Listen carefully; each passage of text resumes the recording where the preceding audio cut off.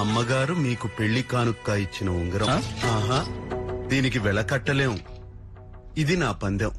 మరి పందెంగా మీరేం పెడతారో? మా ఒంటి మీద ఉన్న నగలన్నీ. ఆట మొదలు పెట్టండి బాలాజీ.